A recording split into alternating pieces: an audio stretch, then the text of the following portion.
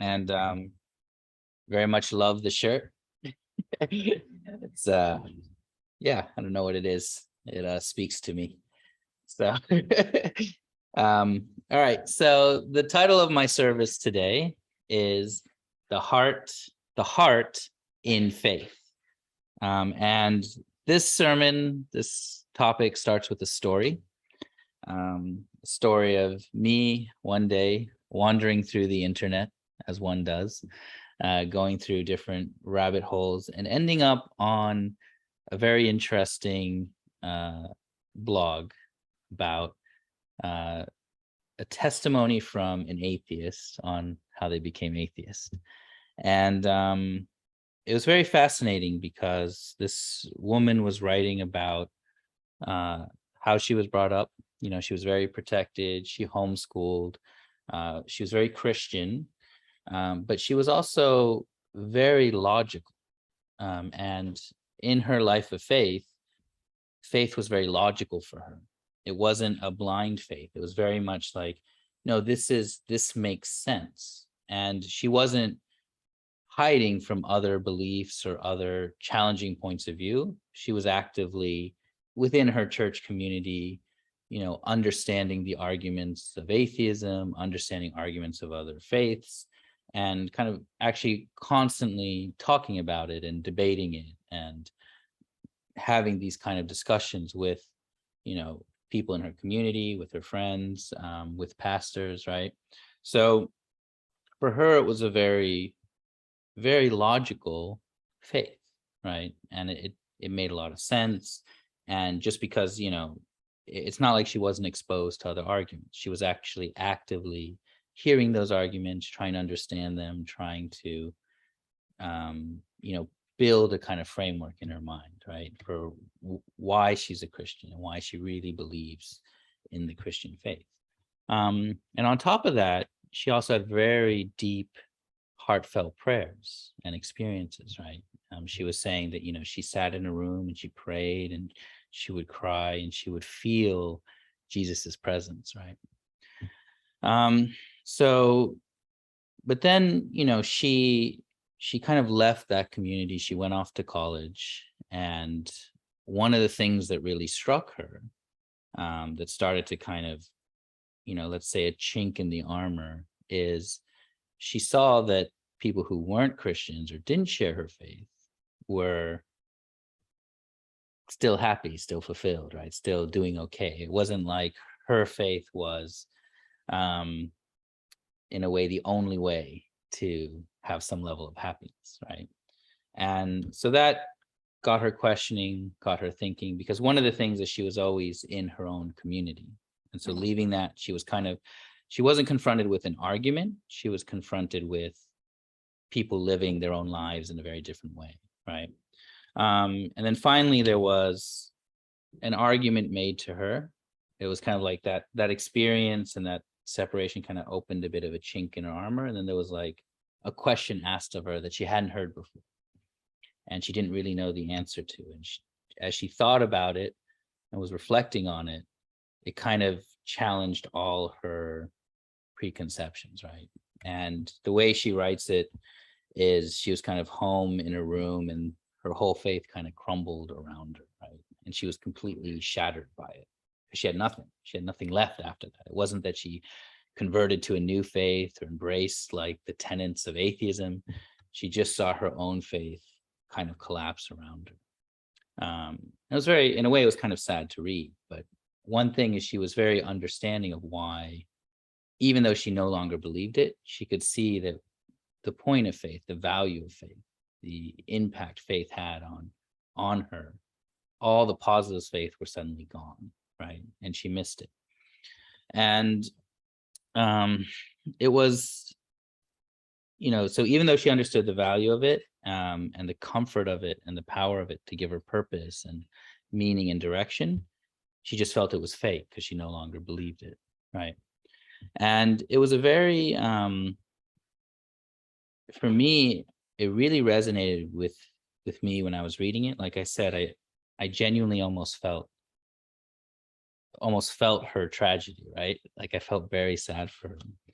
But it was a real reminder that for me, faith can't just be logical, right? And that's something that for me is a very important one, because I think of myself as having a very logical faith, right? So as she was explaining the way her faith was, I felt like she was in some ways explaining my faith, right? She was kind of explaining how, yeah, like I've researched many other faiths, I've researched other religions, I've spoken to atheists, I'm very open. But I always, in my own mind, I'm like, yes, but I'm more logical, right? I have the logical answer to this faith in this question, right? And that can be, in a way, dangerous. It can be kind of a trap. And that this story really reminded me of this, because faith really needs heart to be included in faith. And I think this is, the core of faith isn't logical. You can't just convince people to have faith. And I think anyone who's ever done any level of witnessing can kind of know that this is true, especially when you witness to Christians. It's a very common experience. You bring up different theological points, you play Bible ping pong, you start quoting all the different Bible verses that support the principle, and then you hear all the Bible verses that support the kind of Jesus meant to die, and you're like, yes, but that's because of this other thing, and where's that in the Bible, right? So, well, the Bible can't be literal. So this is, from the Christian perspective, they're like, no, this is very logical. This is the logical foundations, and this is why this faith makes sense. And from your perspective, you're saying the same thing. So when I say that, what I mean by the heart in faith is that there needs to be a very artistic element to our faith. And ultimately, I think the focus has to be on the real purpose of faith, which is this idea of heart, right? And in many ways, what I mean by that, very kind of simply, is the heart of God, because there's no other heart that it's worth kind of having faith in, right? Because it's what we're all looking for, what we're all striving for, is some kind of fulfillment, some kind of purpose, some kind of a level of happiness and fulfillment that isn't easy to find, or that we don't find right away. And the thing about faith is there is a little bit of the unknown, right? If we knew everything, if we knew how to be happy and find fulfillment, it no longer has to be faith. It's just genuine relationship, right? So the idea of faith is that we're looking for something. We have a purpose we're trying to learn something. We're trying to find something. And that's why the logic part of it isn't enough, because we need to know what we're looking for, the real purpose of that faith. And for me, it's clear that the real purpose of that faith is finding that heart of God, right? That ultimate connection, that ultimate source of happiness, of love, of fulfillment. And, the faith is believing that it's there, right? That there is an ultimate purpose, an ultimate source of fulfillment.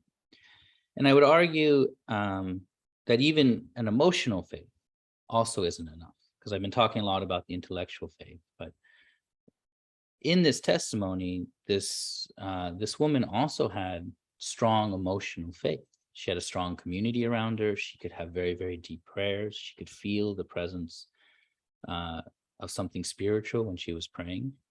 But in many ways, even emotional faith is not enough, because the emotions we have are kind of within our own abilities, right? They're our own family connections, they're our own community. And that a lot of people, when you hear testimonies from elder members or even second gen, they join the church because of the community, right? Because of something they felt, the connection they felt when they came, and that they were really loved and cared for. But emotions change. Emotions, change over time. Connections change over time. And again, in this example, this woman left her community just temporarily, but already that connection to the community kind of wasn't as strong or wasn't ever present, right? When she went into a different environment. So very much it's when we talk about faith and when I'm talking about heart, there's this Korean concept of like intellect, emotion, and will. And I've always seen that will is kind of the motivation, right? The drive of faith. And again, coming back to this point of heart, for me, faith has to be the motivation, the heart in the motivation, right? I'm kind of using heart, not in an emotional sense, but heart in the kind of will sense, in this motivational sense. Why do we believe? What are we looking for? And so coming back to this story, I was kind of curious. So, I read this blog and she was talking about how she became an atheist. So then usually my follow-up question is, well, then how is she living now, right? And maybe it's a bit selfish, but I'm always curious, right? Do they have a fulfilling life? Are they happy? Are they living to some kind of standard? Because for me, I think everyone, what they're looking for is kind of the same. And what I'm looking for when I look at the world and look at different people is I'm really looking for happiness. I'm looking for fulfillment. And, even though you can't really see that just looking at someone or especially reading their blog, right? You kind of get clues and hints. And anyway, we're all learning from each other. We're all comparing to each other. And it's very dangerous to compare to each other, but it's also very natural because it's the only way we learn, right? So I was wondering, okay, does this person, what kind of life do they live? So the next blog I read was a very kind of detailed description of their life as a high-end escort.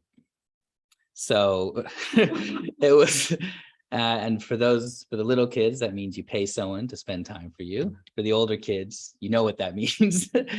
And it was just kind of, in some ways, kind of shocking. But on the other hand, it's kind of when your whole faith gets destroyed the way she described and it just falls apart, you're trying to build up some moral standard from scratch, right? And one thing there's kind of two things that's almost impossible for me to accept in terms of a belief system, right?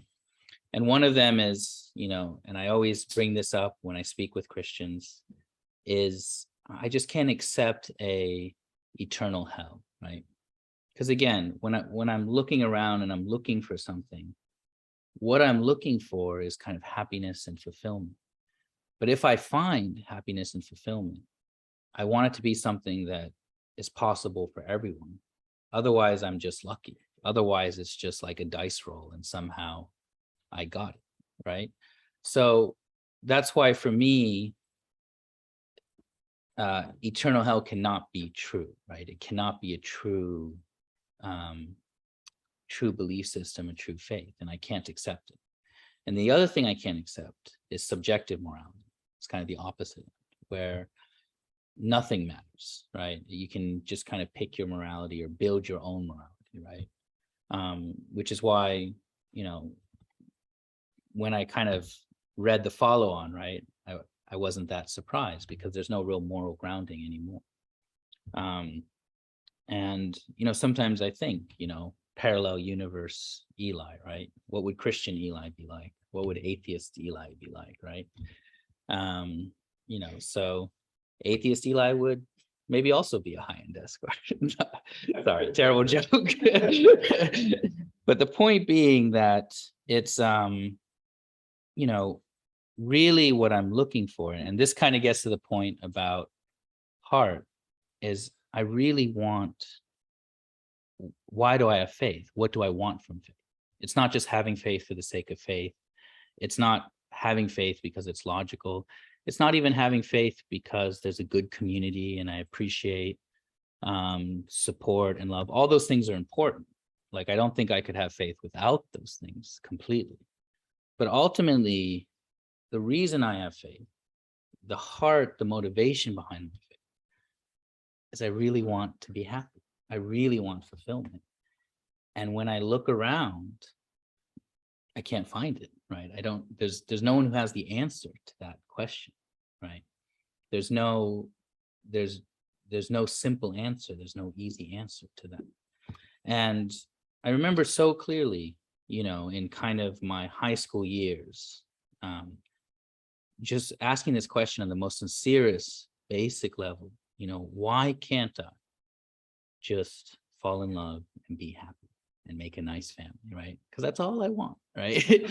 Like, can't I just do that? Like, do I need to go through the rigmarole of everything else? Like, matching, blessing, going to church, having a mission, all this other stuff. Like, is that really necessary to just fulfill this one thing I want, which is to be happy and fulfilled? And in high school, it's pretty obvious. Well, it's just a coin flip, almost literally, to just fall in love and get married and build a family. It's divorce rate was literally 50% at the time. It's no one knows, right? And no one understands. And even when you look at testimonies of families who had, people who had long marriages, they're often, more often than not, have a very strong faith and a very strong shared belief system. So that was very clear to me as like someone looking for love, looking for happiness when I was a teenager, right?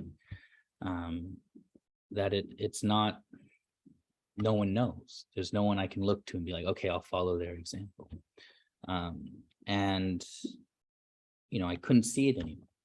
But where I could see it, and this gets, for those who haven't heard, but I've said it enough times, my own conversion experience, where I could see it, where I could see this heart, was in Father's story of Hungnam prison, right? That's when I looked at everything else and I asked myself, how do you be happy? How do you be successful? How do you figure out how to handle all the different situations that exist in life?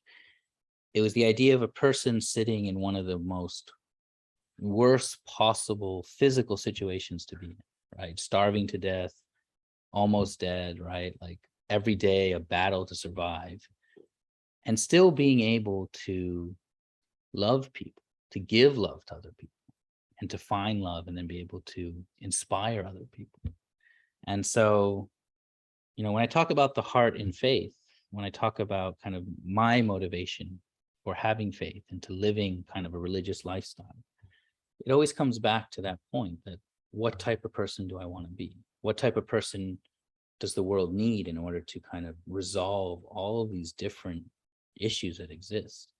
And it always comes back to that. Like, it comes back to being able to, no matter the circumstances, no matter how much is going on, no matter what's happening, to be able to love people, to care for people, to think about people.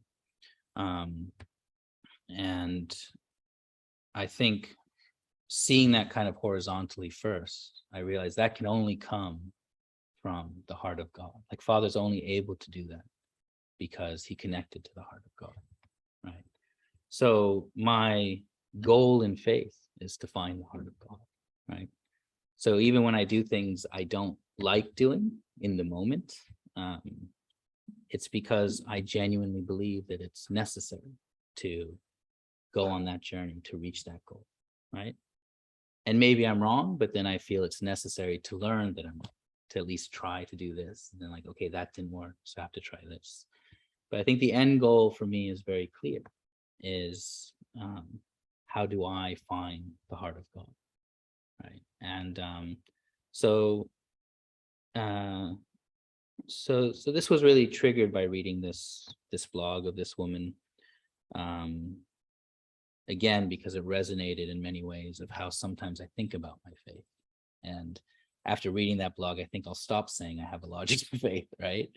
Because that isn't really the type of faith I have, right? The type of faith I have, the type of faith I believe in, is actually the faith that's motivated to find the heart of God, motivated to even if the community's gone, even if I can't always explain every single thing that's happening, right? Because there's a limit to our knowledge.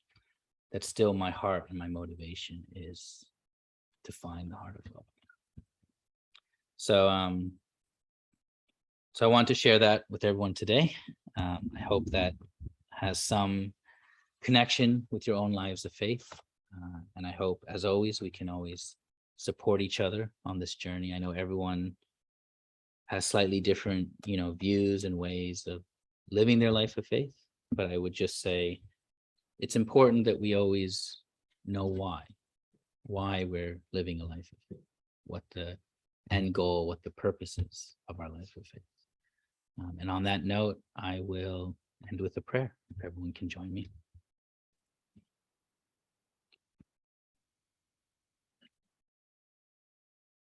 Saramanashin Anul Buman. Our dear beloved and precious Heavenly Parent, as always, we come together here today as brothers and sisters from different parts of this country, from other countries with such different backgrounds, such different views of this world and of our own lives.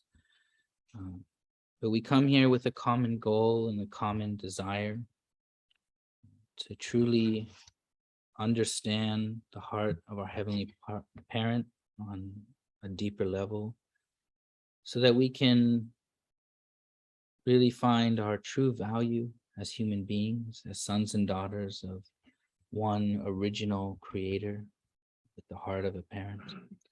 And through that, be able to then share that unconditional parental love to those around us, that it can enrich our lives and all the different activities that we do. And we know as we live our day-to-day lives, it's easy to get bogged down, distracted, focused on kind of external things or things that are much less important.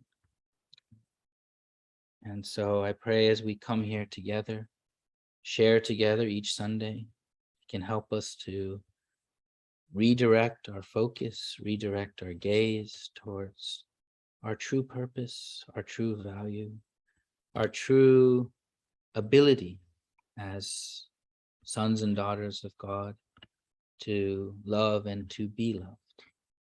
And I'm so grateful for each person here today, each person that can join over Zoom, but also each person throughout history who has moved the providence forward even just a little bit, who has done their best to be good people and set the foundation for the world that we can currently live in, a world of relative peace and prosperity. It's really hard for us, as human beings that live a relatively short time to appreciate the scale of history or the universe, to really understand how lucky we are to be who we are and where we are at this time. I pray we can always be humble in our heart of prayer, humble in our efforts to become more loving and deeper people. And I report these things on behalf of all the brothers and sisters here and in my name. Youngil and Vicky Loew of Blessed Central Family. Jew. Okay, thank you everyone. I'll welcome Ji-Sung back up.